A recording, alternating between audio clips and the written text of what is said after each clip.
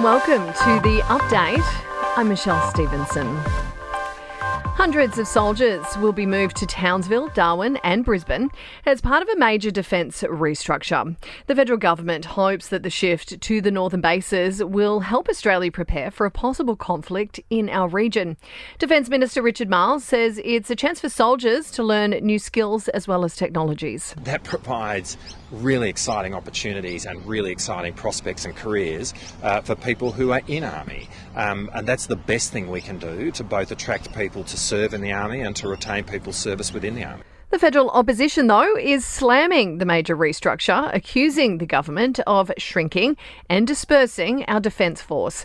But Shadow Defence Minister Andrew Hastie says the government still has many questions to answer. They need to answer questions about incentives for service in the north. They need to answer questions about the infrastructure deficit in those cities and how they're going to invest in those cities to make it possible for us to have a larger presence in the Australian Defence Force. Well, it seems Aussie consumers are tightening their purse strings in the lead up to the busy Christmas period.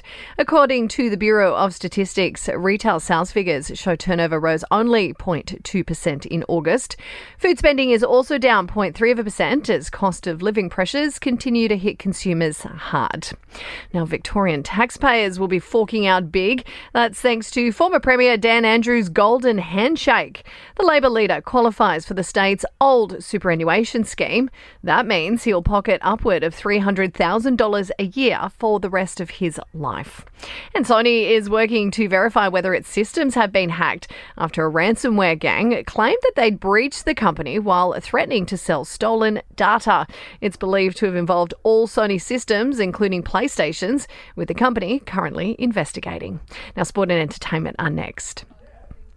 To sport, and Blues coach Brad Fittler is resigning from the Origin side. He's informed the New South Wales Rugby League Board and its chief executive that he's standing down from the role. In your entertainment news now, and a picture of Taylor Swift cuddling up to Travis Kelce has been leaked. The pair were looking pretty cozy at a private party after the singer had watched on as the NFL star had played. And speaking of Taylor Swift, she's lent her apartment out to Sophie Turner and her kids. That's amid the bitter divorce she's going through.